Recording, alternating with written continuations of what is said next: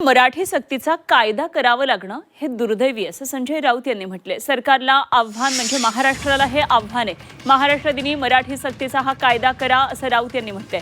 मराठी सक्तीला विरोध कशासाठी आहे, राऊतांनी हा सवाल उपस्थित केला। ज्या महाराष्ट्राची राजभाषा मराठी आहे तिथे अशा प्रकारची सक्ती करणारा कायदा करावा लागतो। आणि हा कायदा केल्यावरही काही लोक हा कायदा मानायला तयार नाही। हे इतर राज्यात चालणार नाही। रिक्षा चालकांना मराठी यायला हवं ही भूमिका जर सरकारची असेल किंवा सरकारच्या संबंधित मंत्र्यांची असेल तर त्याच्यावरती प्रतिवाद करण्याची गरज नाही। कशा करता तुम्हाला मागे हटायचं आहे? शिकतील ना मराठी।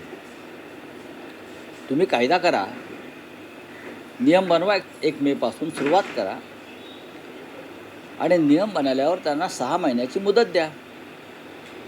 ज्यांना येत नाही त्याने शिकावं। मराठी अत्यंत सोपी, सहज, रसाळ भाषा आहे। ती अवघड नाही। ती काय हिब्रू भाषा आहे का? नाही। ती आफ्रिकन भाषा आहे का? नाही।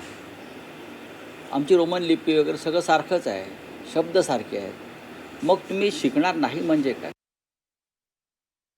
आपण या शहरामध्ये येऊन रोजीरोटी कमवत आहे। आपल्या रिक्षात बसणारे बहुसंख्य लोक मराठी असतात। आपल्याला मराठी येत नसल्यामुळे गैरसमज निर्माण होतात, मारामाऱ्या होतात, वाद होतात। त्याच्यामुळे तुमच्या सोयीसाठी मराठी शिकायला पाहिजे। पण सरकारला आव्हान देण्याची भाषा यात केली जाते मराठीच्या मुद्द्यावर। सरकारला आव्हान म्हणजे महाराष्ट्राला आव्हान। सरकार कोणाचे आहे असं आम्ही मानतो।